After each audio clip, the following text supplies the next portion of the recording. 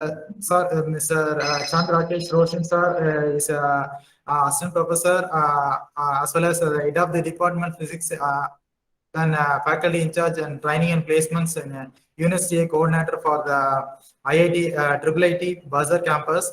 So sir has a working experience near around 12 years.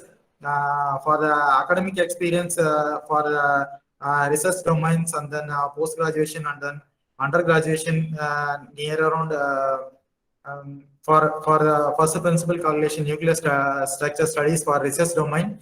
The academic achievements are as a MTech in the University of Hyderabad, qualified in a JEST in All India percentile, qualified in a GATE in All India rank, qualified in CSAR, UGC NET in NET for LS, awarded a NASA Teacher Award in 2013. Sorry, as innovative talks at the resource person for a number of programs for invited persons to talk a national conference on physics and chemistry of fundamental of material in 2019. As a resourceful person and speaker at faculty developed program on effective mentoring under equity action plan. As an invited presentation and panel discussion on IEEE International Conference at IIT Madras. As well as the number of innovative speakers and resourceful person for the sir. Sir as a professional achievements and then responsibility for years awarded for such a best faculty award and as awarded for the Bharat Excellence Award in 2018 in the field of education. Sir has awarded the Young Leader in Science Award on 6th January 2018. He is a member of University Digital Initiative Committee, as well as a member of Board of Studies and the convener of recruitment boards and panels of recruitment of guest faculty in the Department of Physics and Chemistry, Maths, Telugu and then English. He is a faculty in charge of the placements and then is an expert member at the resourceful person in the AICT orientation program. As well as the committee members of quota allocation and the member of sign boards, as well as the member of conveners for rules, as a committee member of conduction of University Tech Fest, as a core committee member for the University of Conventional Program, as a in charges for a number of academic departments for the expert member for the conveners for the guest lab, assistant recruitment in Department of Physics, as well as awarded for the NASA Teacher Award in 2013 and the NASA Appreciation in 2014, 15, 16 and then 2017 for guiding the students to meritorious position in NASA AIMES space settlements. He is a coordinator for soft skill, is an organizing committee member of University Tech, as well as head of the Department of Physics for RGUKT Buzzer. From the July 2014 onwards, he is an organizing committee member of National Science Day celebration. Sir has an appreciation award for NPTEL IIT Madras for a successful collaboration on the execution of Spock Buzzer. And as well as Sir is a wonderful resource person for ICT tool education because Sir is a keynote person speaker for resourceful person for some programs like as a innovative speaker for unleashing power of online assessments, and then keynote speaker for a national level AICT workshop digital transformation and pedagogies, and the sole resourceful person for the 5 days national FDP tools for online teaching learners and then evaluation, as well as resource person for ICT tools in education for teaching, and then another resourceful person for the new normal in teaching, and then faculty for the new normal in teaching for the faculty as a part of a free Microsoft education training program to educate the teachers in ICT tools for near around participated 500 participants. So Sir is a certified certified person for the Microsoft Innovative Trainer, the next level of Master Trainer, the next level for expert in 2021 to 22. Sir is Adobe Creative Educator, certified person for Adobe Creative Educator, Kahoot Gold certified teacher of Havism, as well as TCS Ion certified digital teacher, trained for SAR is trained for 1,500 plus teaching faculty spread across 1,200 institutions across the country. In his personal capability, completely free of cost. SAR is having a own YouTube channel, 20 plus free of ICT Tools program, have been discussed in YouTube. These are highly beneficial to all teaching faculty, even help to have ICT tools in education. The SAR is conducting the short-term training courses, FDPs for near around 18 FDPs. SAR is presenting conferences, symposium, and then workshop in near around 12 programs. SAR is the review person for the Elsevier materials today proceedings. And then SAR is presenting conference near around 8 paper presentation, and then publication have 10 publication. SAR is a good resourceful person for the like this FDP. SAR is the such a such a compact person for this FDP for related to the ICT tools. We on behalf of participants and then behalf of department and Muro Polytechnic, we welcome to for this FDP, sir. Very good morning, as well as Happy New Year, sir. Yeah, thank you, Mr. Kamar, for this detailed introduction. So, yes, first of all, I thank the organizers. ICT-ISTE sponsored 6 days induction refresher program on the pedagogical techniques and tools for technical education in the new normal. Organizers, Murugappa Polytechnic College, Department of Mechanical Engineering. So, Happy New Year and a warm good morning to everyone. So this is Yashan Rakesh Roshan here. I hope you are able to see my screen. Can someone please confirm? Yes, we are able to see. All right. Thank you. Are you able to see it in full screen? Yeah, mode? Yeah. All right, great. Okay, so in the next few minutes, maybe 1.5 hours or 2 hours, I'll try to talk a bit on the ICT tools. So I'll be focusing on the low cost setup, ICT complete setup for the educators in the new normal. So I'll give you an overview of all the tools and a few of them I'll discuss in detail. So let's get started. I'll give maybe 10-15 minutes a brief introduction of the backdrop of the ICT tools and other things because we need to know the terminologies. After that, we'll get into the exact stuff. So teaching mechanisms or learning mechanisms, from our teacher's perspective, it's a teaching mechanism, and the student's perspective, it's a learning mechanism. So basically, they are categorized into traditional learning, blended/hybrid learning, and online learning mechanism. The traditional learning is what we all have got used to. That is, we all go to a school or college, sit in a classroom, right? And the teacher comes, there's a blackboard, and then teachers writes over there, and then he explains.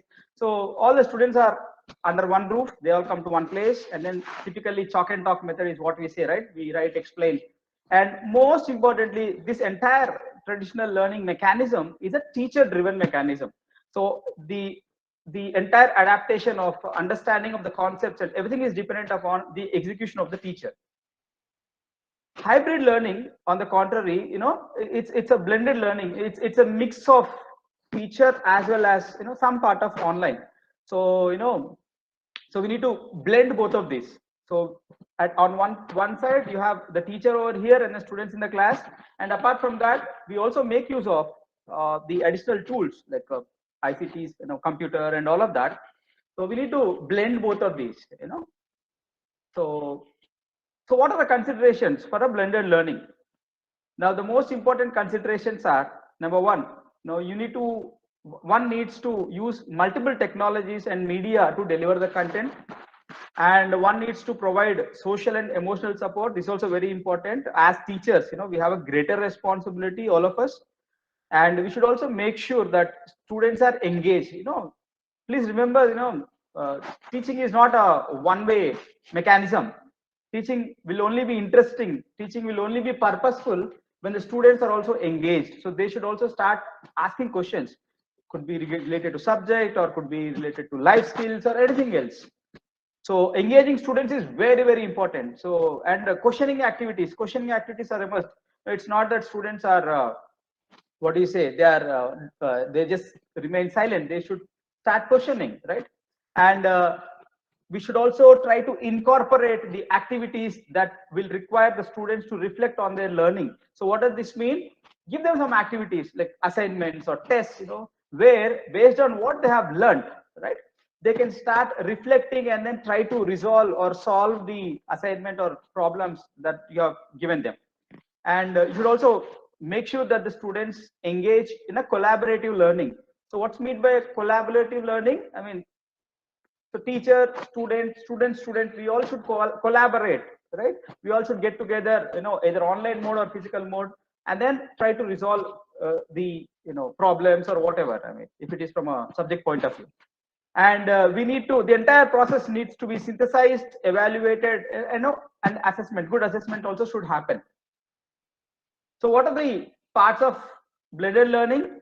So there are basically three components. One is, in-person classroom teaching will be there as a part of blended learning. And apart from it, there will also be online learning material. So, wherein students should be having a structured independent study time. So where do we say structured? There is a particular time frame available for this. And a blended learning basically should be a fusion of online and face-to-face between the teacher and the students. Now, apart from the blended learning, there's one more mechanism of teaching. Generally this is used in the foreign countries, US. This is famous there, which is called as flipped learning. Now, what is flipped learning? I mean, flipping means, swapping kind of, so to keep it very simple. So what happens in a flipped learning is teacher will share the content or material to the students today, the notes or material, ready material. The candidates will go through it, the students would go through it, and next class when they come, tomorrow when they come, they'll start asking questions, they'll start discussing about that. So teachers basically will assign the students lecture materials and presentations to be viewed at home or outside the classroom. So they will go through it and then they'll come back, right? And then the discussion will happen. It's not a teaching thing that happens the next day. So instead of sit and learn, what we generally do in the traditional mechanism, what happens here is do and learn. So, students will know what is the concept. If they have any questions or queries regarding the concept, they'll get it clarified. So basically, in this case, the classroom time would be more enjoyable, productive, and engaging for the students as well as the teachers. So what's the advantage of the flipped learning? So here, classroom time, where you physically meet the students 1 hour or 45 minutes or whatever, it can be used for better things. Like it can be used to foster a deeper understanding or for enrichment activities. So you can involve them in a lot of activities. And in this mode, the educator or the teacher, he guides the students as they try to apply the concepts and engage them creatively in the subject matter rather than just reading the material and then reading the textbook and then just going through it. So it's like they are engaged in the concepts and then they have any queries, they can get it resolved. So here the role of a teacher is more like a coach or a mentor. So mentoring is very, very important here. And one should not get the concept wrong. The aim of a flipped learning is not to replace the teacher with awesome videos or very nice looking videos. No, that's not the case. And the aim is not at all just to simply create an online course. Not at all true. And it's not just to leave the students to their own devices. I mean, they have mobiles or laptops or tabs. Give them some material, they'll study on their own. No, this is not the case. Okay, this is not the purpose of a flipped classroom. And the last mechanism that we are all facing now, rather, during the pandemic, because of the pandemic, is the online learning mechanism, where it's a completely, we are on a completely online mode, as you all know. So what are the terminologies that we need to know when we talk about ICT tools or as a teacher, when you're talking about the new normal in education? What are the tools what are the terminologies that we need to know? Blended learning, LMS, educational resources, video conferencing, assessment, exit slip, whiteboards, polls, etc. There are so many of them. I just have put a few of them. We will try to discuss all of these, in little greater detail as we go along in the next few minutes. So when we say I require a comprehensive ICT setup, what all do you require? First thing is you need to talk to students. So you should have a video conferencing mechanism. So it can be a live mechanism or it can be a recording mechanism. So you have to discuss with them, live, that should be possible, or you make a video, make a recording and then upload the video somewhere. Both possibilities should be there. So what are the options that are available? And most important thing is presentation. Your presentation should be very appealing. So it should be catchy. I mean, the student should be able to like, oh my goodness, this is looking very good. So this is nice. So he should get that feeling. So presentation, PPT or whatever should be very appealing to the students. And you should also be able to share your content, notes or materials or syllabus or any handouts with them. So there should be some place, where you should be able to do all of it. Okay? Learner management system, we call it as LMS, learner management system. And it's not just you teach a lesson online and then that's all. You need to know whether the students are following it or not. So you should also try to analyze the understanding of the students. So we can call it as, you should have polls. Once again, when I say poll, it should be anonymous. I mean, if the student has to write his name and then give his feedback, obviously they will not feel comfortable, right? So you cannot write his name and then say it is very bad. That generally doesn't happen, right? So the poll should also be anonymous. It is for your understanding whether the students are following or not.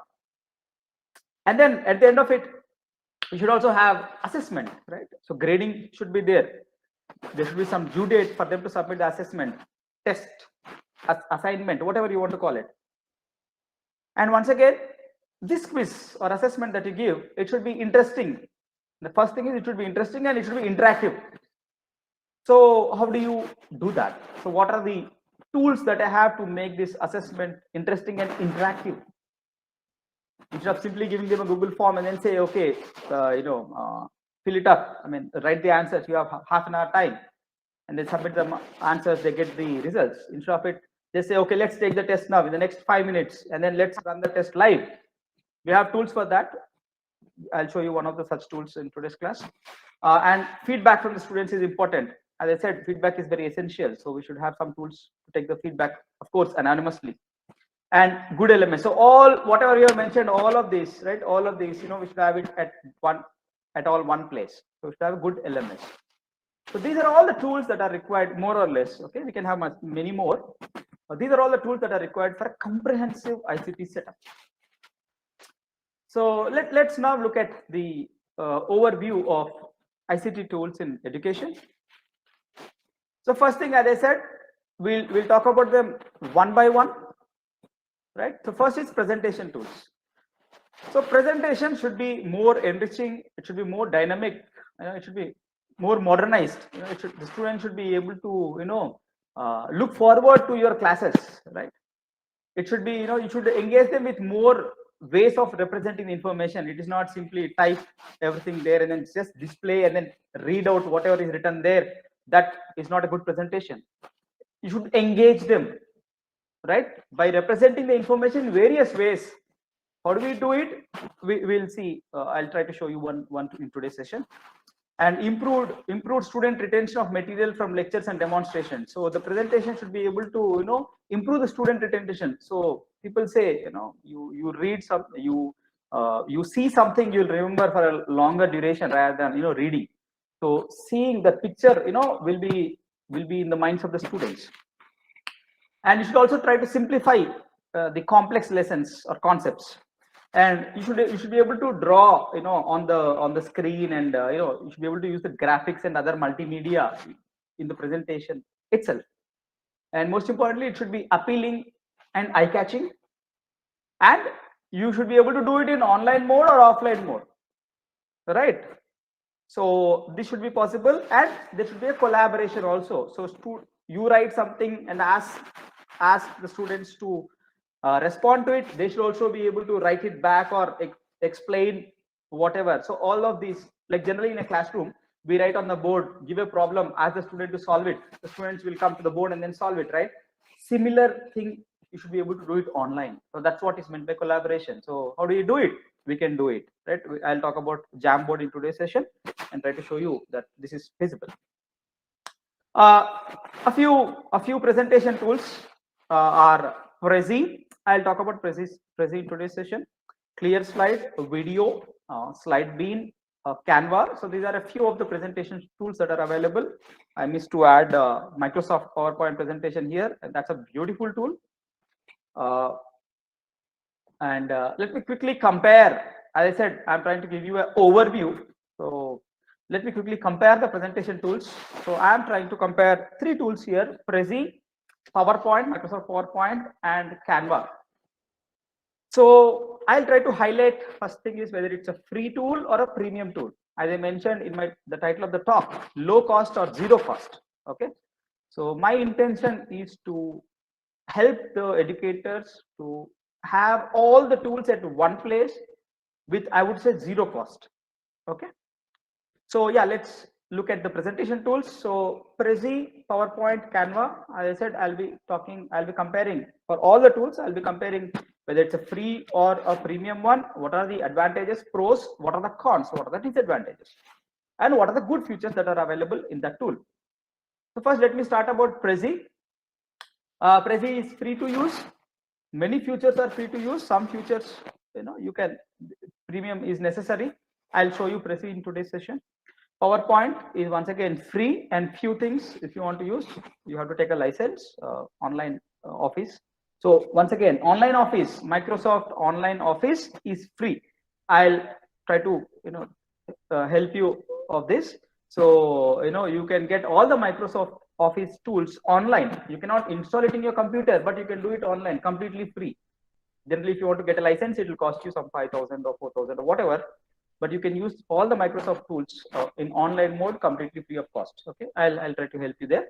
And Canva is a beautiful tool. It is also free, and few things are premium. So that's number one. Number two, what are the pros? What are the advantages? In Prezi, you have readily available templates. So already there are templates. You just have to modify them. That's all. I'll show you how to do it. And in PowerPoint, you can annotate on the screen. Actually, I'm sharing PDF now. Somehow I was not able to share my PPT. Else I would have drawn and shown you something. That's okay.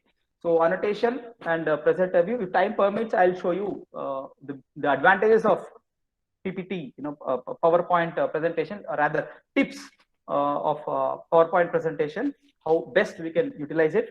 So we can annotate, means we can tick, we can round, we can circulate, we can explain all of that. We can have the presenter view. So presenter view means users or students can see the full screen as you are able to see, but beside it, I can write some notes, which is visible only to me. I can take the help from there. I'm not doing it now, don't worry. So I can take the help from there, and then I can explain my PPT, by using those points, bullet points or whatever. And advantage of Canva, you make a presentation there, you will be able to download it as a PDF or JPG or PNG, right? Here also you have a lot of templates that are available. Cons, what are the disadvantages? So in Prezi, once you make the PPT, once you make the presentation, I'll not say PPT, once you make the presentation, you have to, by default, it is open for anyone. It is public, it's available public. So someone can use the template and then they can use it, utilize it. You cannot restrict anyone, you cannot stop anyone from doing it in a free license. So when we sign up, we'll get a free license, correct? Basic license, as they call them. And if you want to convert your presentation to PPT, then you require a premium. So PDF, you can do it, no problem. If you want to convert it to a PPT, you have to go for a premium one. And PowerPoint, 50 to 70% of the functionalities are free. As I said, rest 30 to 40, that some functionalities are not free, but online we can get almost 90% of the functionalities free. Okay, and we can get it free of cost also, Microsoft Online. Canva, MP4 and GIF, all of these are available only for the premium ones. What are the good features of Prezi? You can do online presentation, you can do collaboration, PowerPoint also, you can do offline presentation, you can do online presentation, you can share your screen online. Collaboration, you are explaining, your boss is also, you are in a meeting, or your student, you have a, let us say, project review meeting online, happening online. So your student should be able to explain. If you have any doubts, you circle something. So same PPT, you should be able to edit. Candidate also should be able to edit simultaneously at the same time. That's a collaboration. That's possible in PowerPoint, Prezi. And Canva, the good features are, you can collaborate. You have beautiful templates. I would say you try Canva, you will love it. Okay, there are a lot of beautiful templates that are available. So this is all about the presentation tools. Next is, I personally felt, as a teacher, I felt one of the toughest things during this online classes or sessions, is how do you explain it? I mean, if it is a class, you have a board, you write, you draw, you explain, but in the online mode, that is very difficult, right? So I felt out of all the tools, this was, somehow, we teachers are not able to, get into this, to make it more interactive, more pleasant. So whiteboard tools are very important. So it's like similar to a blackboard, right? That you use in a class. Whatever you do on a board, blackboard in your class, traditional mechanism, you should be able to do it online. Absolutely, you can do it. I'll show you OneNote today. OneNote is a beautiful tool where you can use it as a whiteboard. There's one more, Jamboard. I'll also show you today. So you should be able to draw, you should be able to explain, you should be able to highlight, you should be able to annotate something, you should be able to insert the pictures. I mean, you should be able to draw the pictures, insert the pictures, and you want to save whatever you have written on the board. You want to save the complete thing as a PDF. You can do it. You download it, you share with your students. Your class is over. Blackboard, they have to write it in their notes. Generally, in the classroom traditional mechanism, you write on the board, they will note down in their notebook. Here, you write on the board, whatever you have written, the entire thing can be downloadable as a PDF. Then you share it with the students. Beautiful, right? We can do it. You can collaborate also. At the same time, you can collaborate with the students. You are explaining something, they can also, if they have any doubts, they can ask there, they can round it off. They can do, collaboration is possible. Once again, as I said, free of cost, right? I'm focusing only on, my major focus is on the free tools. Examples of online whiteboards: Jamboard by Google, whiteboard.fi, Whiteboard, concept board, Miro. Miro is a beautiful tool. Jamboard, I'll discuss Jamboard in today's session. I have not written Microsoft OneNote. I would prefer OneNote over all of these. My preference is first is OneNote, followed by Jamboard. Miro is also beautiful. Okay. So I'll compare Jamboard, Miro, and OneNote. So first thing is Jamboard, it is free. Miro, 3 boards, up to 3 boards, it is free. After that, you cannot use it. I mean, in the sense, you have to delete the old ones and then use the new ones. OneNote is free. As I said, Microsoft Office online, you can get it free. You can use it, right? You can use it. If you have original Windows license, I mean, genuine Windows license, Windows 10, for example, it's already inbuilt. You can just type OneNote in your search bar, you will get Microsoft OneNote. Okay. Else, online, you can get it free. Advantages of Jamboard: it's very simple to use. I'll show you. Easy to insert. It's easy, simple, and you can insert pictures and other things. Miro, you can insert JPGs, PDFs, Word documents. You can insert PDF there, and online pics you can insert. OneNote, all formats, you can insert PDF, Word, JPG, whatnot. You can insert a YouTube thing, link, right? You can play there in the OneNote itself. You can use it offline, you can use it online. That's the advantage of OneNote. Disadvantages: Jamboard, no text, no PDF. It's updated now. It's no more a disadvantage. It's no more a con there. Now you should be able to type some text there, and you can also convert to PDF. I'll show you. Okay. And Miro, as I said, the disadvantage is only 3 boards are free. You have to delete the old ones to move to the new ones, to use it again, reuse it. OneNote, as I said, Windows 7 and later. If you have a genuine Windows 7 and later, OneNote comes with it. But with Microsoft Office Online, you can get it free. Right? Good features: collaboration. Jamboard, you can collaborate. Miro, you can collaborate. On OneNote, the advantage is you can do it online as well as offline. Jamboard and Miro, you have to do it online only. OneNote, no, your net is not there. Doesn't matter. You are recording a class. Easiest way of understanding this is you want to record a class and then upload it to students. Because live, you don't have very good internet. So what you have to do? You can use OneNote as a whiteboard. Offline, it is available, whereas Jamboard, Miro, offline, it's not available. You need to have internet. Okay. So OneNote is much better than others. And video conferencing tools. So obviously, right, you are interacting with the students. So you should be able to engage the students, with the live lectures. You should be able to share your content. You should be able to share your screen to them. You should be able to, during the class, you should be able to annotate, highlight. So your video conferencing tool, be it Google Meet, be it Zoom, be it Cisco WebEx, be it GeoMeet, or whatever, they should be able to provide you this opportunity of sharing the content, annotating, highlighting. You should have, the host should have a control over the participants. It's not that you are presenting and then someone suddenly shares their screen and that shouldn't happen. Someone suddenly speaks something, that shouldn't happen. One should be able to record the sessions. Your tool should be able to allow you to record the sessions. Time of engagement is important. How much free time are you getting? Because our focus is right now on free tools, right? And you should be able to chat with the participants. There should be a chat box, right? I'm sure all of you would have used chat box in your Google Meet. So thank you. The session is interesting. Something you're chatting, right?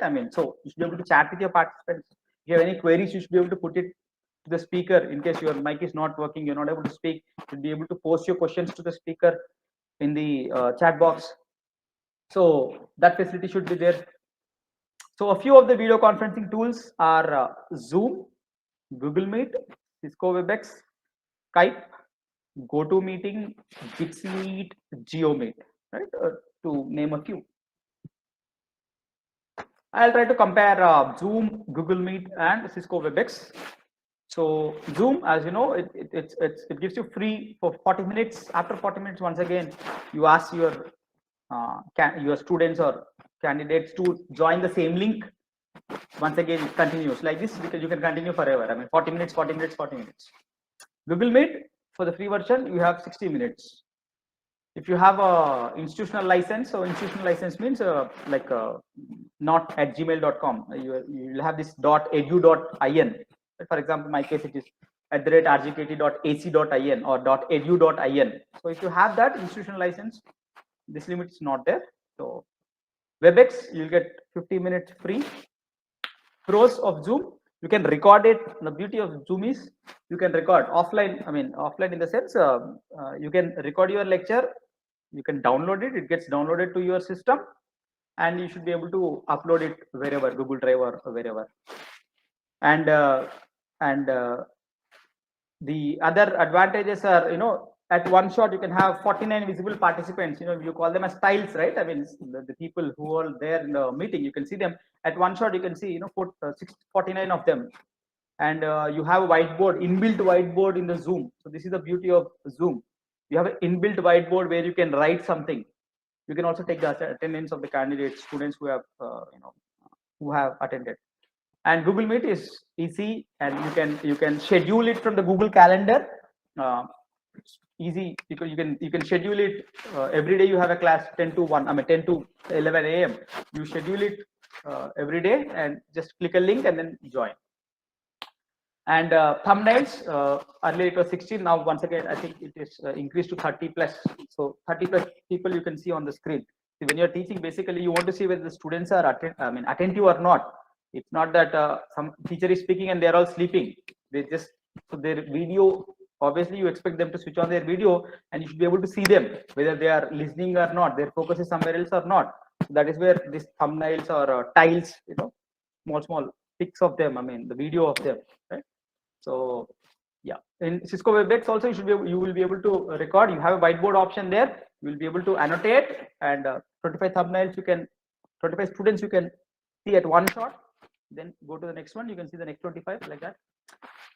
Cons: Zoom app does not allow you to record. No recording in Zoom, and Gmeet also you cannot record unless you have a institutional license. Free, of course, institutional license is free. So Zoom 100 participants, and Google Meet also you have the limit on the participants. So there's no whiteboard in the Google Meet. Now they have incorporated Jam. Earlier it was not there. Now they have incorporated the Jamboard in the Google Meet itself. So you can use that. And for Cisco WebEx also, in the app you have no recording feature. Okay, and 100 participants can attend your session. And the good features are you can share your screen, you can annotate, you can record. And Google Meet, the good features are you can share your screen, right? You directly schedule everything from your calendar. And Cisco WebEx, you can do the screen sharing, you can annotate, you can record, all of this you could do.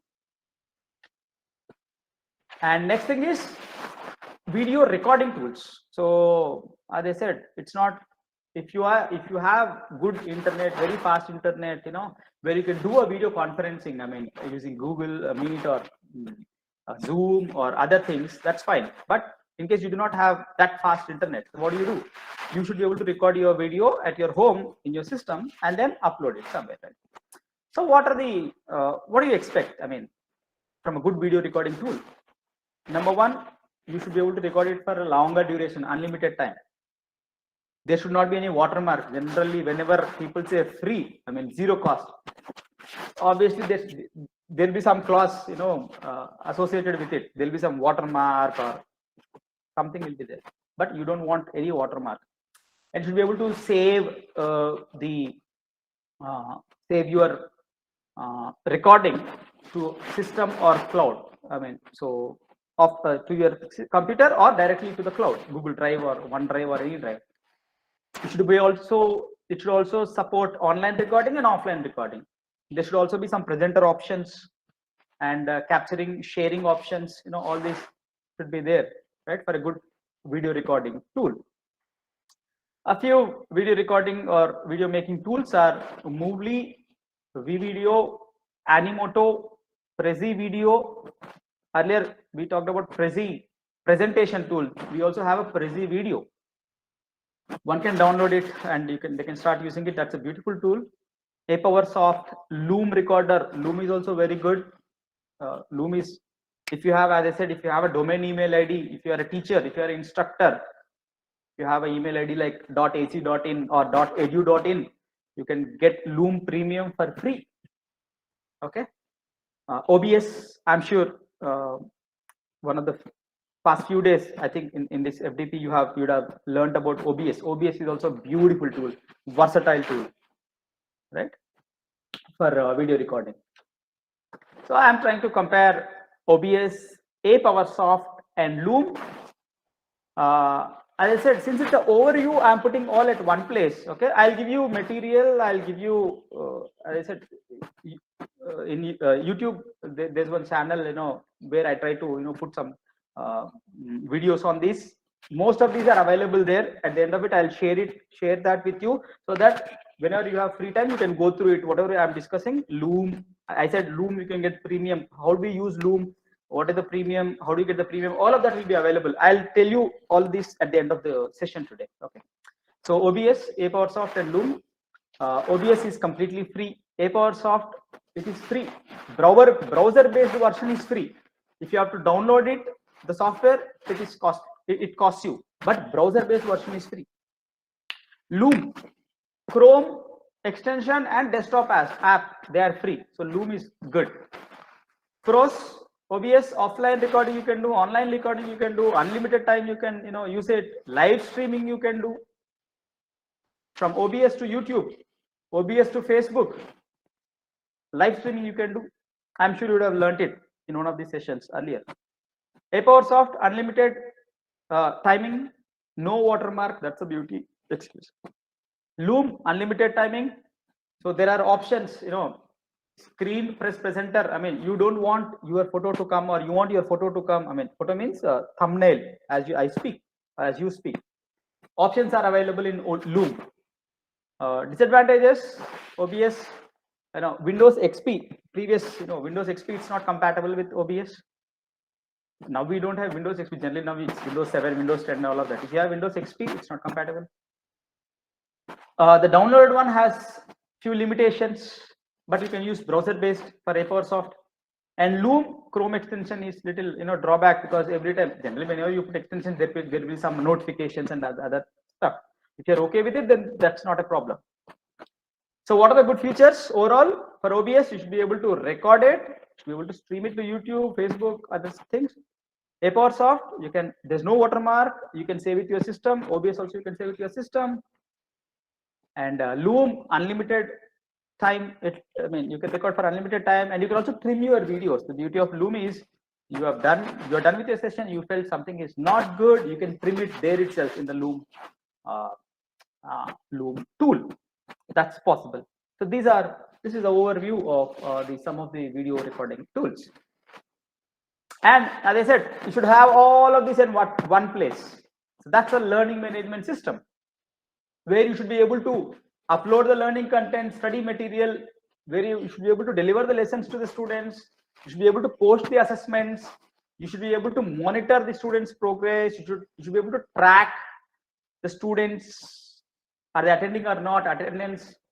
You should be able to collaborate with the students. It should be like a centralized source of learning, where everything is available at one place, right? That's the LMS for you. Few LMS tools are Google Classroom, Edmodo. I'm sure Edmodo also you would have learned it as a part of this program. Edmodo is a beautiful tool. I love Edmodo. It's completely free of cost. Canvas, VisIQ, ClassFlow, Microsoft Teams, Moodle. These are a few of the LMS learning management systems that are available. So Edmodo and Google Classroom are very good. So I'll try to compare the LMS tools. I'll try to compare Edmodo, Google Classroom, and Microsoft Teams. So first thing, Edmodo completely free. Google Classroom free limited. Why did I say limited? Limited because if you have an institutional license, it is free, right? Microsoft Teams, once again, institutional license, if you have, it is free, limited. Pros, advantages. The advantages of Edmodo: you can store your content. I exactly do not remember the number, but I think you can go up to a few GB. You can store it. You can also use it like your Google Drive or OneDrive, right? That's possible. Okay, in Edmodo, there is a parental, you can interact with the parents. There's a special login for the parents. Okay, there's a time limit for Edmodo. Google Classroom is like all at one place. So here you do not have this parental stuff, but everything else, you can share PDFs, notes, your videos, everything, tests, all of that is there. Microsoft Teams, all at one place. Cons, no video integration. In Edmodo, you cannot integrate video, and each file, anything greater than 100 MB, you cannot upload directly. I mean, it should be less than 100 MB if you have to upload a file in Edmodo. As a drive, you want to save it in your drive. So you are sharing something with your students. If it is greater than 100 MB, you cannot do it in Edmodo. Okay. And Google Classroom, no recording feature for basic thing. And Teams also, no recording for basic. And there's a limit of 2 GB storage per user. Good features, quizzes you can give in Edmodo, material you can post, parental thing is there. Google Classroom, it's like all at one place. Microsoft Teams, you can take the attendance, and it's also like all at one place. So if you want LMS, which is completely free, gives you a lot of features, a lot of things, go for Edmodo. Else, Google Classroom is absolutely fine. And the next important part is so far you have recorded your classrooms, or you have given a video conferencing, you have taught them, you have shared your material in the LMS, you have used beautiful presentation tools, you have recorded everything you have done. The next question is, Did the student understand whatever you have taught or not? So for that, you need to have some assessment tools. So you should be able to assess your students, right? So there can be a variety of questions. So you should be able to give them a variety of questions. It could be multiple choice questions. It could be a fill up the blanks, or it could be a short answer type. It can be a descriptive type. And most importantly, whenever you give an assessment, it should be auto graded. It's easier if it is auto graded. So you have 100 students in your class, like that. Let's say you have two classes, 200 students. So everything you cannot grade it like you do it traditionally, right? So it should be auto graded preferably. There should also be option for manual grading, because descriptive question especially, you cannot auto grade it. If the answer is too large, you have to manually grade it. And most importantly, the tests that you give, it should be timed test. It's not like you share a Google form link and then say, okay, submit it by tomorrow morning. So what happens generally? So I mean, in a class, so first 2 fellows, 3 fellows, studious fellows, they will do it on their own. The rest all is generally, okay, I'm just saying on a general note. So they'll simply copy and one shot all will submit. You will suddenly realize that in only some 10-minute window out of 50 class, 40 students have uploaded in the 10-minute window. So there should be a timing that should be available. There should be a due date, which means 11 o'clock the test starts, 11:20 the test should end. So this feature should be there in your assessment tools. It's there, we can do it. Google Forms, you can do it, and other tools also you can do it. Equations, you should be able to put some equations in your questions. Math, how do you do it? Yes, we can do it. Equatio, there's a tool, right? We can do it. And you should be able to limit the responses. So I, as a student, should submit my test only once. I cannot keep on submitting it. So you should limit the responses. Once I submit, that's all. It's gone. I cannot resubmit it again. We should be able to limit the responses. It gives you the report generation, and you should be able to share it with your students. So their marks that they have scored, or grades that they have scored. Okay, all this should be feasible. So what are a few assessment tools that are available are book widgets, Wiser.me, GoFormative, EducaPlay, Testmos. Testmos is good, but there are some limitations there. Google Forms is really good. Microsoft Forms is also really good. Okay, so these are a few assessment tools that are available. So I'll try to compare Google Forms, Microsoft Forms, and Testmos in today's session. So all of these are free. Testmos is free, but there are some limitations there. What are the advantages? In Google Forms, you can have a variety of questions. You can limit the time is there. Time it. You can put time. Microsoft Forms, you can have a variety of questions. You have a math editor, inbuilt math editor in Microsoft Forms. You can time your test inbuilt. This is beautiful. For Google Forms, you have to put an external thing, right? But for Microsoft Forms, you need not do it. There's an inbuilt timer that's there. And Testmos, there's a variety thing. You can ask MCQs, you can ask fill in the blanks like that, or you can drop down. All of it is there. There's a limit. You can limit the responses here. Microsoft Form, then if I'm talking about the free version, Microsoft Form, the disadvantage is you cannot limit the responses. That's the only disadvantage.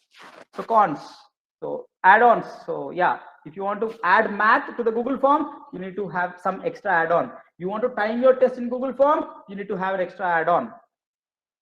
Microsoft Form, the drawback is you cannot limit a candidate to one response. No, he can answer any number of times. That's the only drawback. If you have a license, see, I'm talking about a free version. Whatever pros, cons, all that I'm telling for all the tools, I'm talking majorly for free versions. If someone wants to go for premium, everything will be there except for a few, facilities rather. So Microsoft Forms, free version, you cannot limit them. Testmos free version, 50 questions you can give at one shot, whereas other things, this limit is not there. And 100 test takers data. I mean, so you can have 100 candidates taking the test at one shot, at one time.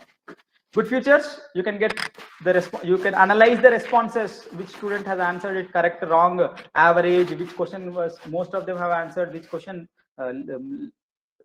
very few have answered. All that could be there. Auto graded they submit, their marks are available auto-graded. So Microsoft Forms, once again, responses will be there, analysis you can do, summary link. The beauty of Microsoft Forms is you can get a summary link. Let us say your HOD or your principal says, okay, show me the summary of your class performance. So here you will simply get a link in the Microsoft Forms. Once you can share that link to your HOD or principal, he'll click the link and he'll see the performance of your students. That's there in Microsoft Forms. Test mode is very simple, straightforward, easy to use, auto-graded. Of course, it has limitations of 50 questions and 100 test takers at one shot. Yeah. And as I said, exam or assessment should not be like, students should not feel like, oh my goodness, there's a test. Oh, they should not get worried. It should be like a game. They should enjoy it. So game-based student response system, gaming-based assessments should also be feasible. So you should be able to transform temporarily your classroom, online virtual classroom, into a game show where the teacher is the host and the students are the contenders, competitors. I mean, they're all playing. It's like Kaun Banega Crorepati, something like that. There should be a feeling of fun, interest, enthusiasm, curiosity in the students to play that. Of course, you are assessing it. We'll also play one at the end of the session today. You should be able to engage your students by applying the principles of the game. That is, points will be there, progression. So you should tell them beforehand that, what are the points that they will get. Each question will carry how many points. After 2 questions, they should see their progress. Where do they stand? There should be a leaderboard. Who is standing first? Who is standing next? I mean, who is first? Who is second? Who is third? Like that. The progression, they should be able to understand. They should feel that competition. Fastest fingers first. So a candidate answers it faster, he should get more points. That is possible. You should be able to make the students to focus completely, full focus, involvement and enjoyment in the process of learning. And at the end of it, there should be a report generation and sharing. So it's not that you put a test and that's all. You should be able to get a report of it, and then means marks, how many, which student has got how many marks, and you should be able to share it with the students. All of this should be feasible in a good gaming assessment tool. A few gaming assessment tools are as follows: Quizalize, Kahoot, Quizlet, Mentimeter, Jeopardy Labs, Nearpod. Kahoot is good, Mentimeter is really good. I'll try to show you Mentimeter today. So I'll compare Mentimeter, Kahoot, and Quizzes. All are available for free and premium also. Features are not available in the free version, but I think we can use free versions. That's more than sufficient for us. For example, Mentimeter, you can have 500 test takers. You could have a variety of questions, but you can have only 10 questions in the free version. That's okay. I mean, out of 10, generally we do it for 10 marks, right? I mean, that will like a gaming quiz, gaming assessment. That's fine. You can have a timer. You can have a leaderboard. All of that is possible in Mentimeter. Kahoot, you can have a variety of questions. You can have music, background music being played. You can have different question sets. 50 test takers only. Mentimeter, you can have a large number. And quizzes, you have a variety of options. You can get a parents report. Fastest fingers first is there in quizzes. Mentimeter also, the fastest fingers first is there. 25 test takers alone in the free version, not premium version. So a lot of questions are there in Mentimeter. Question varieties, reports you should be able to get. You have a timer also in Mentimeter. Kahoot, you have Kahoot app. You have a music. You have a leaderboard, and you have a timer. And you have a variety of questions, and there's a library available in quizzes. You can use the library directly and ask questions from there, and you have a timer also. So I prefer Mentimeter, Kahoot, followed by Kahoot and quizzes. And apart from all these tools, there are the other tools which I'm calling it as the productivity tools, like Google Docs. Google Docs is a beautiful tool. You can use so much with that. Excuse me. Google Sheets, Google Forms, all of these fall under Google Docs. Google presentation, all of that fall under Google Docs. Edpuzzle is another beautiful tool that's there. I'll mention one thing about Edpuzzle. See, you have, let us say, you are listening to some session, okay, some English language or any other language. Presentation is beautiful. It's in YouTube. Let us say small video, 10-minute video. Yes, the presentation is awesome. It's really good. You are a physics teacher or math teacher, you love it.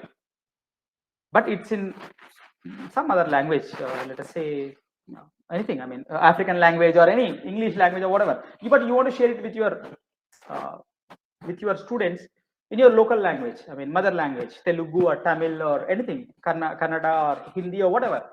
So for the same video, for the same presentation, you should be able to give a voiceover.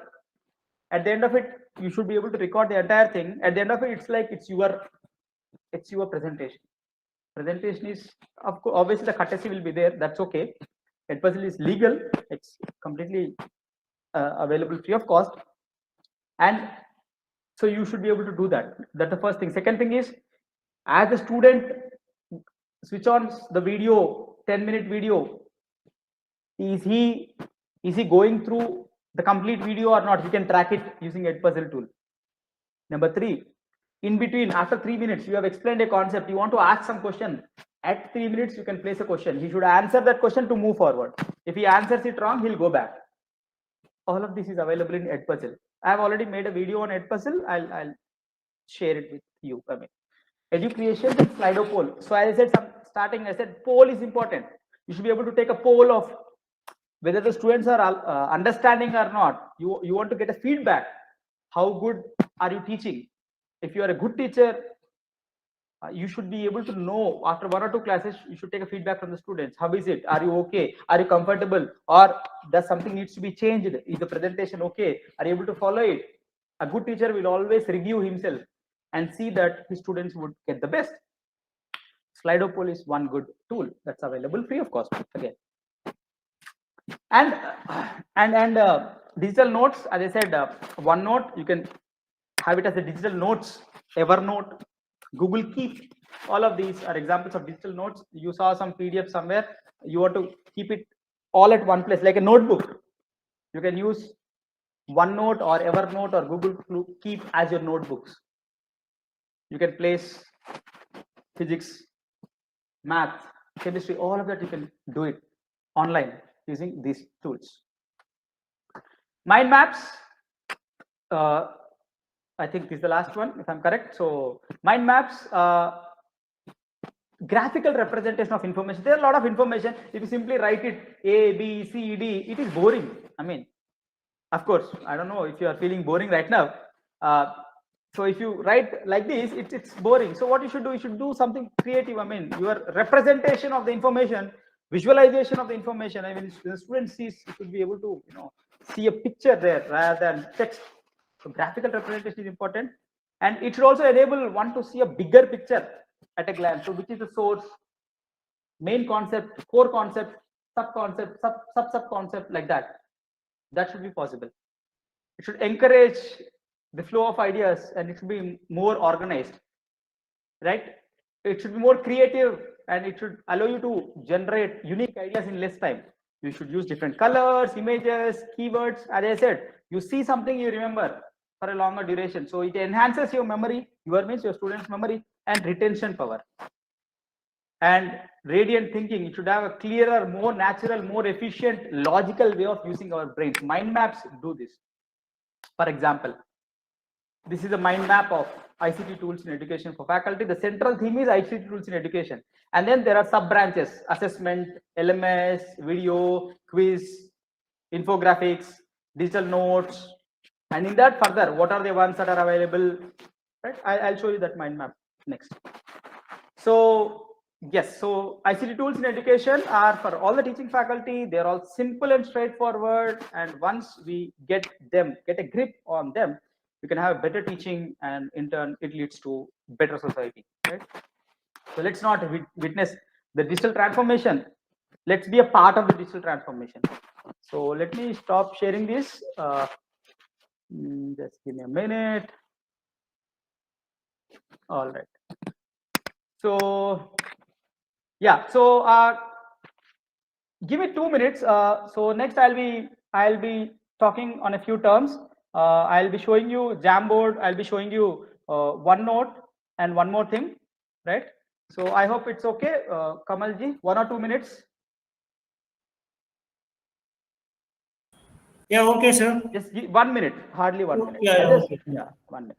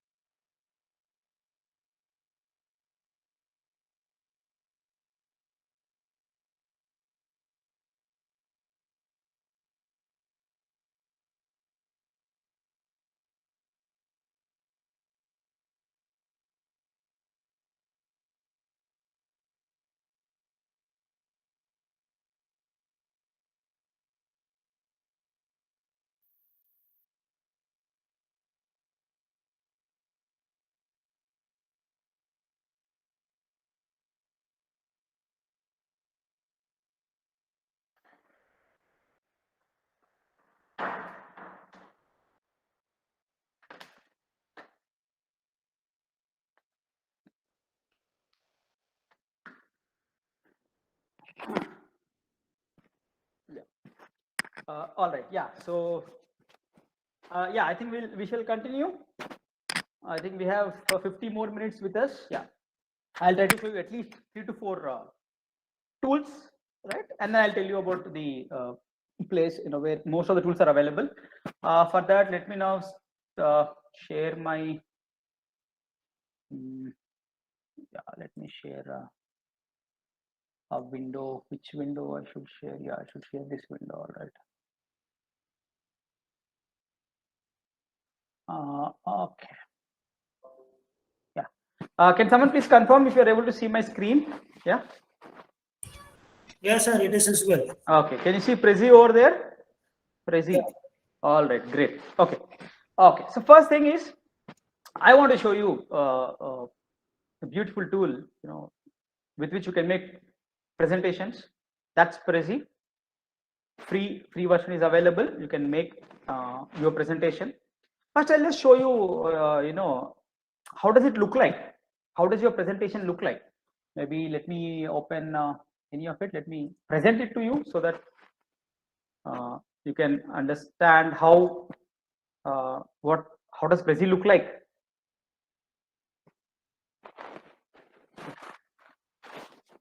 So the theme, just give me a minute. Okay. So the theme here is, let us say ICT Tools in Education. You are giving a presentation on the ICT Tools in Education. So you have various ways of representing it, right? Now let me show you how I can represent the same information using Prezi. Mainly, you can make it very catchy. I mean, you can make your presentations very catchy, very lively. Let's start. I'm not going to explain, but I'll just show you what things are there. So first thing is, first slide, gives you overview. You'll say that, okay, there's a hybrid learning, there's online learning, you should have a good ICT setup, and at the end of it, once you have all of this, you now become a updated teacher, right? So let's do it one by one. So let's now talk about hybrid learning. What is hybrid learning? Blended learning, traditional learning, online tools.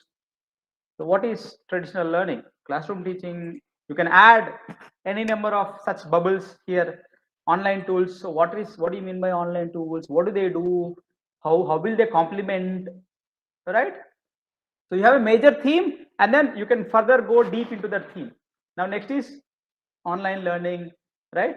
You can explain about it. What are the interactive tools that are there? What are the terms that are there? Right? So all of that, you can add more, whatever you want. Next, what do you mean by a good ICT setup? So you should have a complete setup. So there are lots of them. So what are the necessary tools? What are the necessary digital tools for your classroom?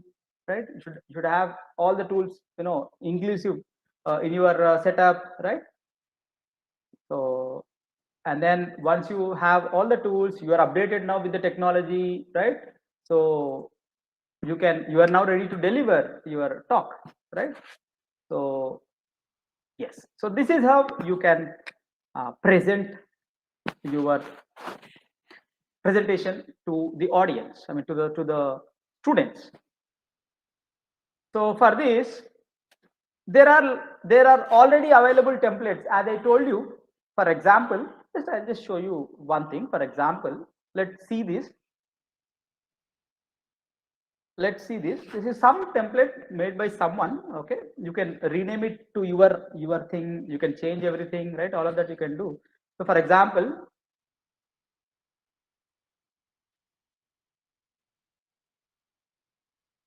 I'm just showing some random presentation. The main intention of showing you this is, you can see how beautifully, you can put some video. So you can include some videos, you can include pictures, you can, you can see the animation that is happening here, right? The same presentation, all of you can use. Wherever this matter is there, you can replace this matter. Wherever this matter is there, you can replace this matter with your own. So that's Prezi for you, right? So you just go to that particular presentation, and then you can just rename it. I've made a complete video on Prezi, how do we use Prezi. You can go through it later. As I said, today is just an overview. So my intention is to see that you get to know lots of tools, right? And detailed explanation you can look at it later. So if you see on the left side, you have a Prezi video, Prezi design, Prezi present. So this is Prezi presentation. You can also try the Prezi video, okay, later. So I said, for example, there are so many templates that are available. If you go to home page, for example, I go to home page, you can search here. This is okay. You can search here. You can search, let's say ICT. So you will get what all presentations are there related to ICT. So you will get here. So, and you can just make a copy. You can see here, make a copy, and you rename it, and you can start editing and incorporate whatever you want in that, right? You can add collaborators, you can download, you can export it to PDF, you can download the presentation, right? You can share the link. So once, if you see here, let us say there's a presentation, you can see create a new link. So you can create this link. Can you all see a link here? So you can create a new link and then share it with your students, right? They can go through it. Or if it is an interactive presentation, you want them also to explain something, you want them also to do something, you can add collaborators here. So you can add collaborators. So what they can do, should they only comment, they can also present, or they can also edit. There are a lot of features. I'm not going to go into greater details of this. So this is how you can make your presentation very beautiful. Okay, so this is about Prezi. Free version is more than sufficient for us, okay, as teachers. And as I said, the entire presentation we should be able to download it. I'll just show you that, and then so export PDF. Now you can see what am I doing. Earlier there were some 19 slides I have shown you, right? So now I'm exporting all of them into a PDF. So I'll get slide by slide. You can share this PDF with your students. Okay. So it's exporting, it's taking a little time. Don't worry, it's already done. Save PDF. And just to show you, how does it look like. So yeah, now you can see slide 1, slide 2, slide 3, slide 4, right? Free version. Whatever I'm showing is a free version. So Prezi presentation tool is a very good tool. Next, let me show you one beautiful tool, which is Jamboard. I said whiteboard tool, Jamboard. So just type in jamboard.google.com, right? It will take you to this. Click on the right corner, right below, right side below corner, you have plus. When you click on the plus, it will create a new jam. You can see untitled jam. Okay. As I said, I use Jamboard as a whiteboard. Okay. So let me now name it. So ICT FDP 22 something. You can write your subject name or whatever.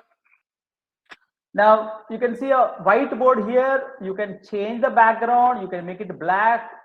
If you are particular about Blackboard, you can change it to like these dots, or if you're drawing something, you can put it like a graph sheet, check boxes. There are a lot of options available. So if you want your own thing, you can add a background image also. So right now that's not our intention. So let me leave it. Now you should be able to write. So choose your pen. You want a pen, you want a marker. Let me show you. Let me choose some color red. This is pen. This is marker. This is highlighter. You want to highlight something. This is a brush. So whatever you want, you can do. And you have written something, you want to clear this frame, this one board, we call it as a frame. You want to clear this frame, click clear frame and everything is gone. Okay. Or you want to clear a specific thing, you have an eraser. So you can use an eraser and you can erase it manually. If some part of it you want to erase, you can use eraser. Everything on the screen, you want it to go, just say clear frame. Right. Now let me just choose a pen. Now let me start writing something. So let me write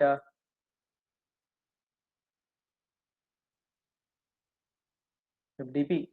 And let's say you are explaining something, you know, you want to draw a circuit. Yeah, I'm doing it with my mouse, by the way. I don't have a, what is that, I mean, tab or anything like that. It's just a mouse. I'm using a mouse and then trying to write or draw something. So these are the advantage of this whiteboard. So you can write, you can draw. If you want to put some shapes, you can put it, circle, you can vary the size. Right. Similarly, you want to write some box, you can choose the text box here. So hello, something. You can move this wherever you want, right? And you want to explain something to us. So once this frame is finished, you can go top. You have next frame. So go to the next frame. Let's say you want to explain something to your students. So you can upload a file of JPG, right? You can upload it from your system. You can upload it by URL. You can upload it by camera. You can upload it by Google Image Search, or you can do it from your Google Drive. Let me just do it. Let's just pick up one pick randomly, right? Elephant. So click on whatever you like, and then say insert. Let's say you are a biology teacher or whatever, environmental teacher, anything. You can do it for anything. I'm just taking some examples. So now take this. So you can duplicate this, you can delete it, whatever it is. So now you can start explaining. So any color of your choice. So you can now say, okay, these are the eyes of elephant. This is the trunk of the elephant. Or these are the legs. You have a tail, right? And this is the sky over there. This is grass. You can start explaining. So all of this you could do here. And then let us say by mistake, you have written this. So you can simply erase, as I've said some time back, right? So like this, you can insert images and then you can start explaining to your students. Or for example, you want to highlight something, but you do not want whatever you have highlighted to remain on the screen. For example, here, so far, whatever I have highlighted, the eyes, trunks, legs, it's already there in green color, but you don't want it to happen. So what do you do? What do you do now? Simply, let us say, see, this is the sky. These are the eyes of an elephant. This is the trunk of the elephant. So now this is a magic tool. So automatically it goes off after in 1 second. So you can see these are the legs of the elephant. So like this also you can do. You can, as I said, you can type something, right? And that could be retained. So now like this you can use your Jamboard. Now what all you can do? You can present this to a meeting.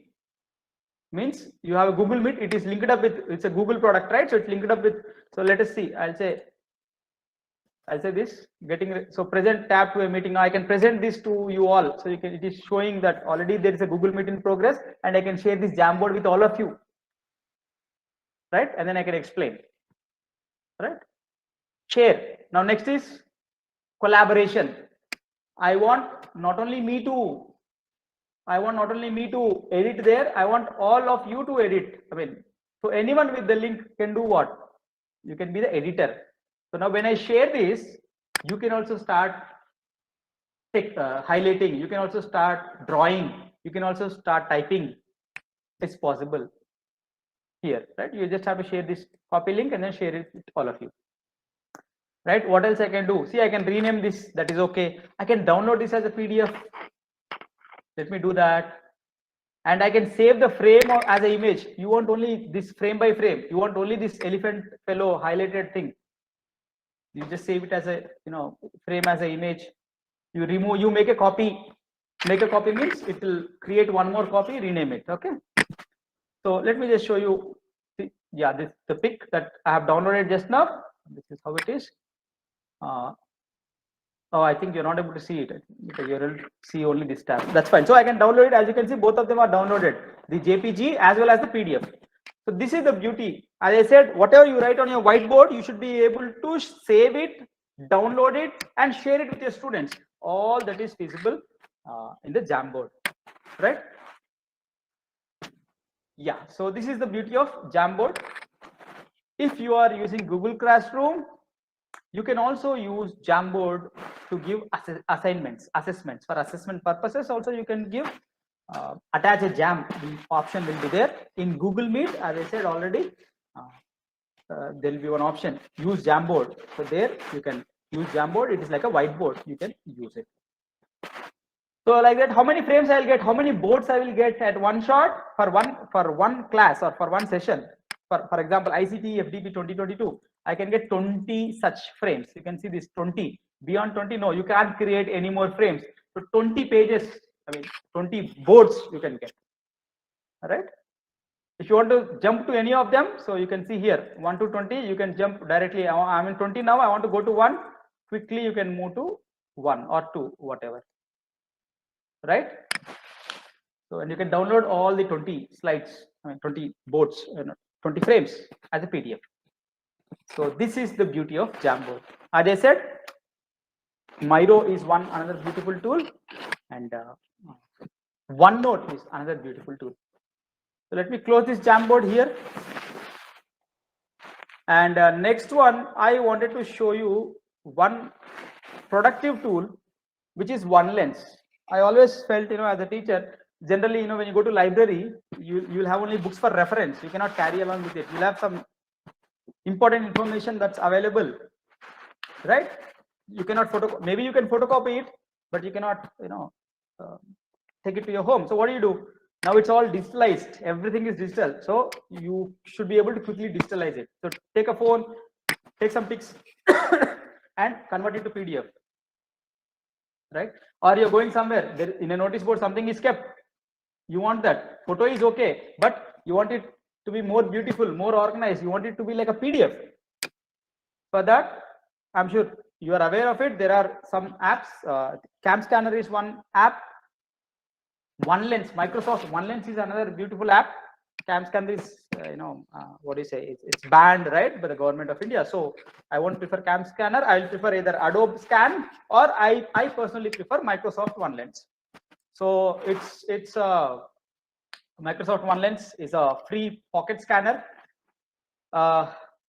So I cannot explain you in live. So I have already done a video on it. So I want you to just go through it because it is versatile. It has beautiful features. I hope I can play it. Just let me know if you can hear the audio. Okay, I'll play it right now. Just let me know if you are able to hear the audio. I need not change any settings right now. Okay, let me see.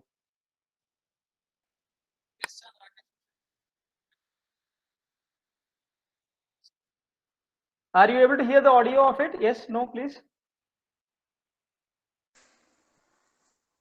Yes, sir. Of the YouTube thing that I have played. Are you able to hear the audio? Yes. No, sir.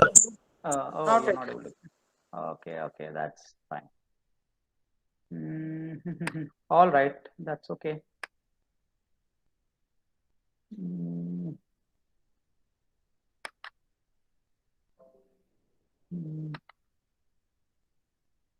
Okay, just give me half a minute. Let me see what I can do.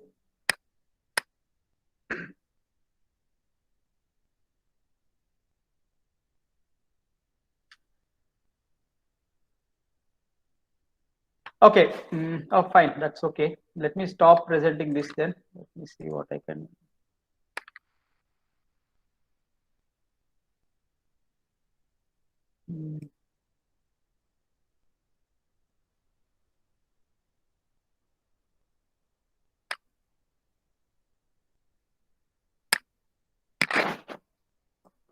me 1 minute.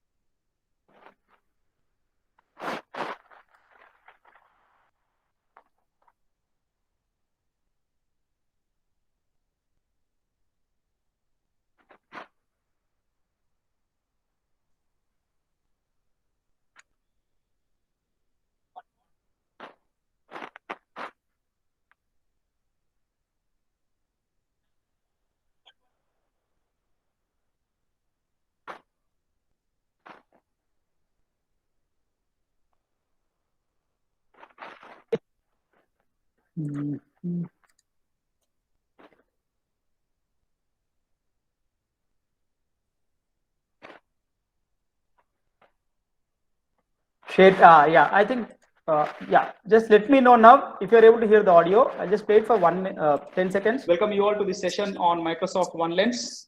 It's a free tool. Yeah, are you able to hear the audio? Yes, sir. All right, great. So it's just a 10-minute thing, but I'm sure it'll be very helpful to you. So let me just play it and make it. Microsoft Office OneLens is like a scanner in your pocket. I would say much more than that. So one can scan, printouts, or handouts or any important notes, or you can, copy it, take a snap of your whiteboard, cards, etc. You can also convert images to PDF, Word, and PPT files, and you can also store all of these to OneDrive. So now let us get to know more details about this. So let me now go to my mobile, and so now go to Play Store, as you can see now here. So you can type Microsoft OneLens. Now, the moment I type Microsoft OneLens, you can see here Microsoft Office Lens PDF Scanner. So let me click on that. Now you can see, so you can install it. I've already installed it. So let me open that. Now the moment I open it, so this is the OneLens home thing. Now there are different modes, as you can see here: whiteboard, document, business card, photo. So what I'll do is, it's a document, right? So let me put it in the document mode. Now you can see it is auto detecting, okay, the area that needs to be scanned, as shown by the red color there. Let me click that. Now you can see that it has come up, but I'm not, it's not satisfactory. So I'll just go back. I'll discard this, and then I'll, do it again. So now, okay, it's fine. So now I'll just save it. So done.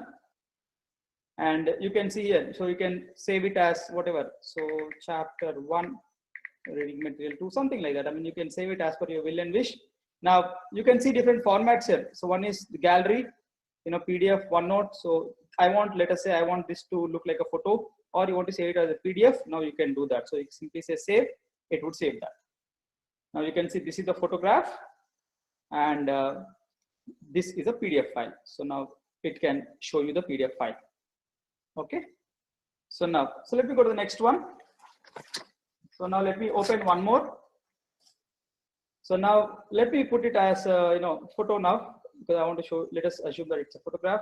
Now you can focus it manually. Now you can see this green one. I'm putting it manually, or you can do the other one, automatic focusing. Anything you will do. Let me take a pic of that. And here you can crop it. Now this is the crop tool, top second. Now I can crop it manually. You can see I'm cropping it. Now you can see I'm cropping it from whatever is necessary. I'm just putting it, and then I'll say confirm here. So you can see here, and there are a few filters available here. Now you can see auto, sepia. There are different things. I mean, so grayscale, pure white and black. I mean, whichever thing you want, you can save it. So let me put it in the, let me not use anything here. So now on this, I can also scribble something. Now you don't want all of this. You only want to highlight what is important here. So maybe I can use a tool here. Now I'll just say, okay, this is important for me, so I'll just highlight this area. Or there is some, let us say there is some important point here, I'll just highlight this area. So you can do that. You can also write something if you want. Okay, so background, no background. So I'll just say it's something like this, good tool, and then you can put it wherever you want. Okay, so you can, yeah. So you can put it wherever you want. So, but I don't want it to look like this. So yeah, this is fine for me. And I'll just notice I'll just put it here. And then once again, you can add more pages to it. So add new is there to the left here. So you can just click on that. You can add more pages, but right now it's okay. I'm okay with one page. So, and then you can save this. Okay. So the next one would be, I can do the same with cards also. So what I'll do is, maybe I'll take a card right now, and then you can just scan the card. So now, because generally cards, you don't want to, keep them, you don't want to have them, you don't have a collection of them, you don't want to have a collection of them. So you can just simply scan it and then put it, put the copy of this. Once again, you can crop it. So same features that we have seen, you can just crop it. And yeah, and you can rotate it. You can see this here. You can rotate it. And as I've said, you can highlight things here also. Okay, so done. And once again, you can save it in different formats and you can name them. Now there's one more feature here. You can see here, immersive reader. So I'll click on that. Now what it will do is it will read out the text, from that particular thing. Now you can see it for yourself here. Let me click that. S. Chandrakesh Roshan, M.Tech. Assistant Professor. Faculty in charge, training and. Now you can see this was the content that was there on our on the card. You can see, so that just reading out what is there. So that's the beauty of immersive reader. Now another thing what I want to do is I want to, let us say I have a document with me. So let me have the document, and this is one more beautiful aspect of this tool. So let us say I have the document. Now let me scan this document. And so let me scan it, and so let me say done. It looks okay. Now what I'll do is, you can see here, I'll uncheck all of this. I'll click this Word document. You can, at the same time, you can save in other formats also, doesn't matter. I'll say Word document, and you can also save it to my OneNote. We also talked about OneNote, right? Or you can save it to your OneDrive also. So now let me save it to all of this. So we'll concentrate on this Word OCR document. Let me save it. So now it is saving all the different types that we wanted to save. Now let me open the Word document. There is something very interesting that comes up. Now the picture that you have taken, it's called as OCR, optical character recognition. So what it does is, all the content is now editable. I mean, that's the beauty of it. So all of that we have seen, you can now edit it. See, so I think unless the scanning is not good or something like that, it would give you all the content that is available. Now this is the beauteous, this is the best part of it. So you can extract, the text from these images. So or other one, you can do the same with any picture also. For example, let me just go back. Let me just go back and then probably show you. So this is a picture that's available, and you can see there is some content written on that. So I'll just scan it. So maybe I'll just put document so that it will auto check, auto scan that. Now, yeah. Now it has taken it. So now let me say done. And once again, let me save it as a gallery PDF. So JPG and PDF, and let me also put a Word and then see what happens. So once again, this is the normal picture that you have saved. That looks good, and it also saves as a PDF. Now let me show you the Word document. It's a OCR document, optical character recognition. So whatever text is there on it, so it comes up here. So you can see. Okay. So all of that, and below that, in the same Word document, you can see the document that's there. Okay. So this, you can see the document that is there. So the text that's available, is captured here, and the document itself. And what else can we do? As we said, as we have seen, you can save all of this to your OneNote. That's very beautiful. So there's one more thing, Whiteboard. So what it does is, you capture a picture, and then so you can see the background contrast. It will save automatically. So let me crop it. Let me just crop it manually. And yeah, so let me crop it here and then let me say confirm. Now it's done. So you can save it to your gallery PDF, and yeah, you can save it to your PowerPoint also, and you can rename it. So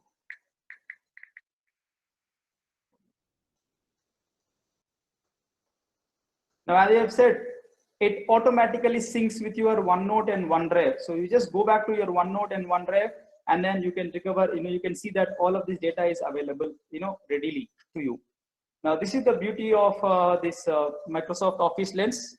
Now, as you have seen, we can take a quick copy of the printout. Now, you can convert it to PDF or keep it as image itself, or you can also extract the text from the document, as you have seen, using this OCR mechanism.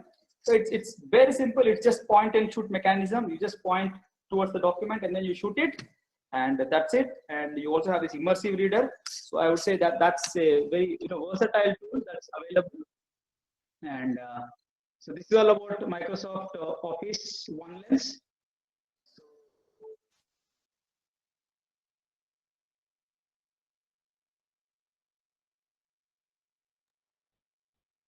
All right, so that's about Office OneLens. I hope you like that, and I hope you can start using it. Yeah, so next I wanted to show you one thing. Yeah, I'll talk about the gaming tool, then I'll talk about the one more thing. So first, I said assessments, it should be like a game, right? I said Kahoot, quizzes, Quizalize. Mentimeter is another one like that. So this is the Mentimeter. Just type mentimeter.com, and then you have to create an account. Simple, give your username, password, it will create an account. You can make a lot of presentations, gaming assessments you can do. Let's play one small thing next 5 minutes, right? So already I have made one.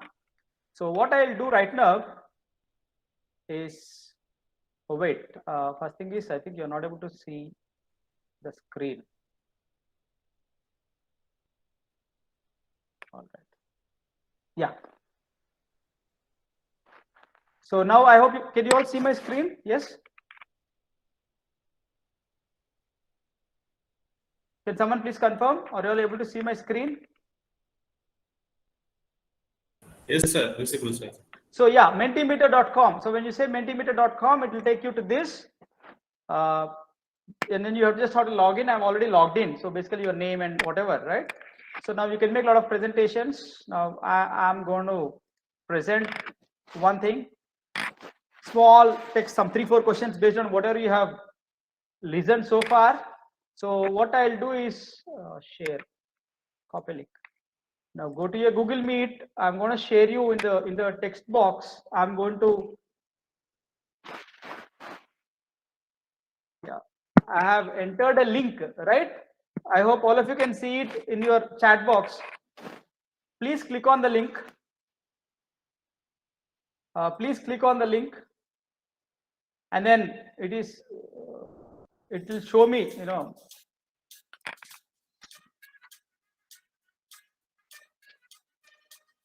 Please join there. Please give your names. I want most of you to join this. Only 3 have joined so far.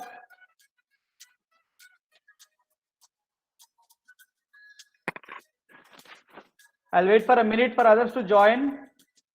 No, it's not a test. I'll not give the marks, and I'll not will not do all of that. It is just for fun. Please click the link that's available in the Google Meet, and then just join it. There'll be a couple of questions, simple questions, which you have to answer. It'll take only 1 minute.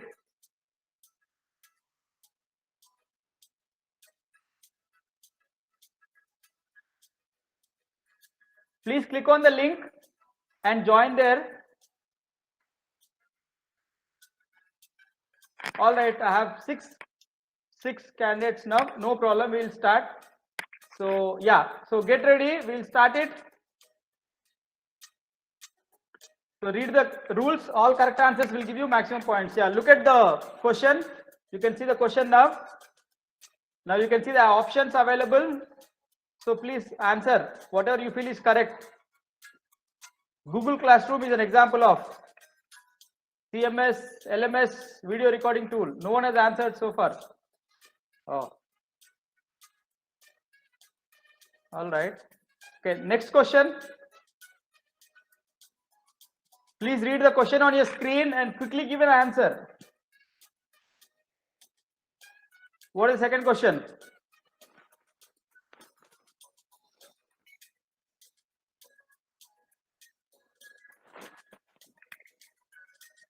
A PowerSoft is an example of CMS, screen recorder, whiteboard.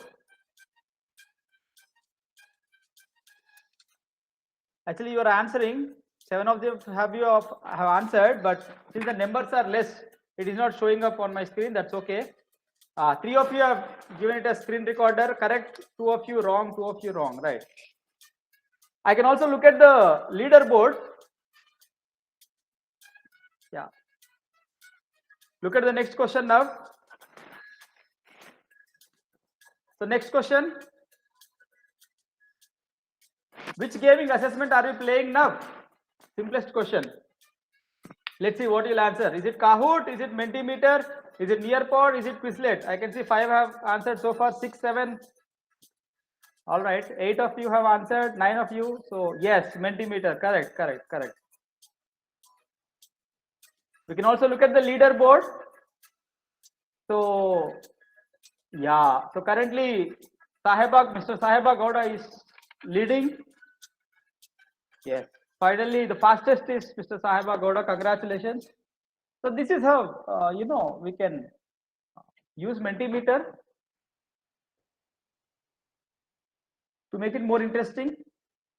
So detailed video on how to make these questions, how to make the students play. All of this is available. So what I'll do is next 5 minutes I'll try to help you with the detailed videos of all these, most of these rather. So let me just exit this, and so I have made a YouTube channel. The name of it is Help Ever ICT Tools for Education. If you just Google Help Ever ICT Tools for Education in YouTube, it will take you there. So you need not subscribe anything. I'm not at all interested in subscribers. My only intention was to help the fellow faculty. So if you find any videos interesting, please go through it. I'll quickly tell you what all things will be available there. So detailed video on online assessments is there, and then overview of ICT tools is there. Complete tutorial on Google Classroom, Gmeet, how do you take attendance, and background blurring. This is Microsoft Office Online, completely free. So how do you, as I said, OneNote, I'm talking about OneNote, I talked about PPT, Microsoft PowerPoint presentation. As I said, you can get all of these completely free if you are using it online. How you can get it for yourself, you can do it here. PPT tips for teachers. Actually, I wanted to show this today, but it's okay. You can go through it. Microsoft Forms for assessments. Loom. I told you, Loom is a screen recorder. And you can also get the premium version for free. How do you do it? How can you get it? You can do it, get it from here. Edpuzzle. I told you about that video example, right? So Edpuzzle, gaming assessment tools, Mentimeter. We have just played Mentimeter, right? So how do you do it in greater detail? How do you make these questions? How will you share the details with the students? All that is available here. Generally in assessments, Google document, Google questions, you cannot put math equations, right? So how do you incorporate mathematical expressions? Equatio, using equatio you can do. Prezi, detailed information on Prezi. How to get dynamic and eye-catching presentations you can use. You can go through this. OBS, live streaming to YouTube, how to use OBS, how to record using OBS, and CodeCog, once again to incorporate mathematical expressions. Whiteboards, Miro whiteboard. I talked about Jamboard today, right? I've explained the Jamboard. OneNote I have not explained. Miro board I have not explained. You can please go through it. Assessment tools, Testmos, Google Forms and certificates. There was a craze in the last 1 year. A lot of webinars, lot of stuff. You give some questions, they'll answer, they'll get a certificate automatically to their mail. Certify-em, how do you do that? All of that. OneLens, what I have shown you today. And then OneNote. Yeah, please go through this OneNote. Out of all these, I love OneNote because of its versatility. It has beautiful features. We talked about the immersive reader, right? It is also available in OneNote. You copy something from, I said it's a digital notes. You can use it as a whiteboard. You can use it as a digital notes. You copy something from somewhere in the internet, paste it in the OneNote. It will show you the source. Later, whenever you want to go back, it will show you the source. Click on that, it will take you to the source. This is one another beautiful aspect of OneNote. Cisco, APowerSoft, Jamboard, Edmodo, Google Classroom, complete setup of ICT tools. So these are the ones that are available. So I just repeat the name in YouTube. Just type in help ever ICT tools in education. It will take you here. If you find it interesting, please go through it. You need not subscribe and all of that, not required. Okay. So yes. So let me stop sharing my screen. Another 2 minutes I'll take, and then I'll stop. 1:20 I'll stop. Maybe 10 minutes we can have questions. I wanted to share with you one more thing. Let me just open that PDF. All right. Let me just,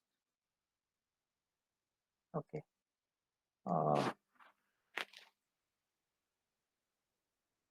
Let me just share the PDF window. All right. Yeah, I hope you're able to see the PDF, right? Yes. Can someone please confirm?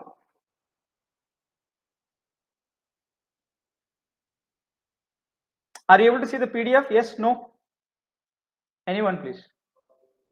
Yes, sir, it's visible. All right. So this is a comprehensive setup that I just put together for the benefit of all the faculty. I hope you can see it in full screen. Yeah, maybe this is good enough. Whatever. So this is the overall thing. This idea is a mind map idea. Okay. So the central theme is this, and other things are this. My intention is to just show you. Yeah, I think this is. So what I have done is I have just listed out all possible things that are available. I mean, most of them rather. I'll just explain one of it. For example, assessment. So book widgets, Wiser.me, Go Formative, Educa Play, Test Modes, Google Forms, Microsoft Forms. Besides this, there is a globe thing, right? So you click on that, it will take you to the website. You click on this, it will take you to Wiser. Click on this, it will take you to the Go Formative. If you click on this, like that, you click on this, it will take you to the Google Form. So that's the first thing. So directly using this PDF, you need not go to Google, type Google Forms, and just click here, it will take you to the website. Number one. Number two, here there are two things you can see. FR is freemium. Freemium means free plus premium. F is completely free. So freemium, you will get to know whether that particular tool is free or it has free version as well as premium thing. So that's listed there. And you can see beside each of them, you can see a mobile symbol and a small laptop like symbol. So mobile means that app is also there. Laptop means web version is available. For example, Test Modes, right? There is no app. There's only a web version.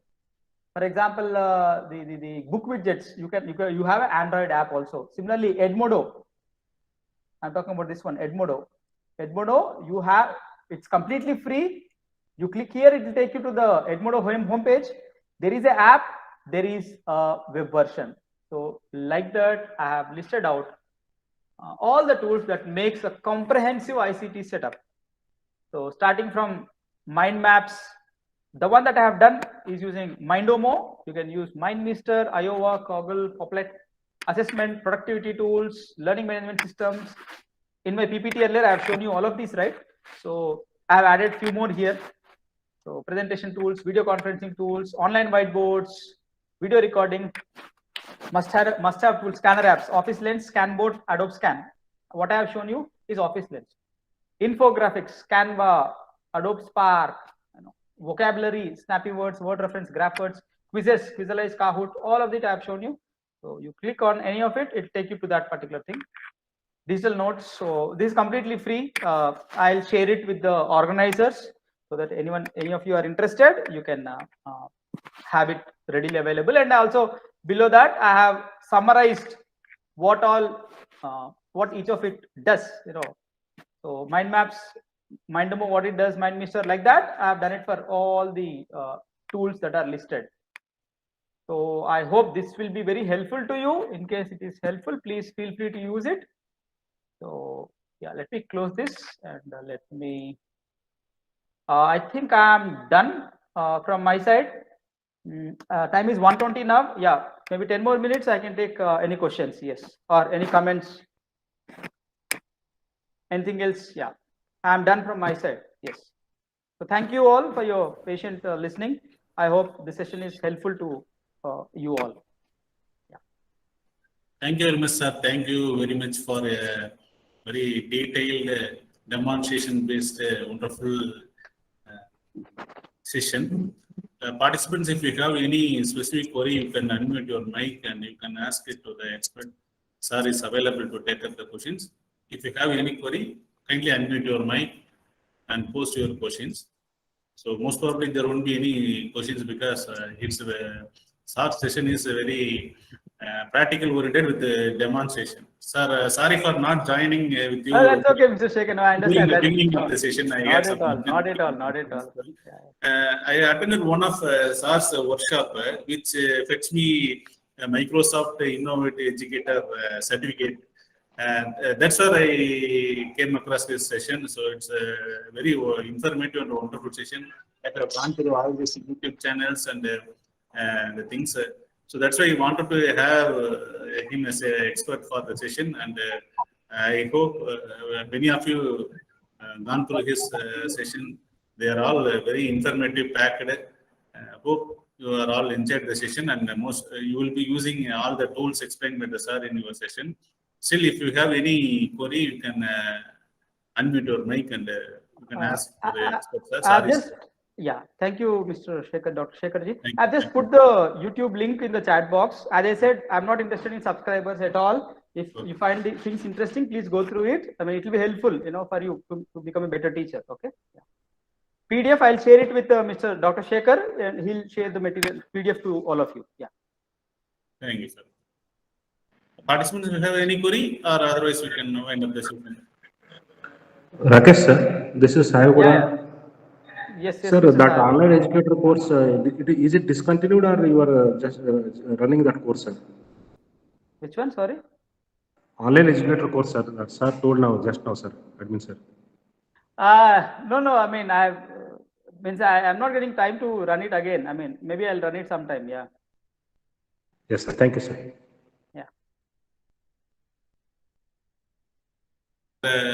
We want to utilize that opportunity again for our other faculties.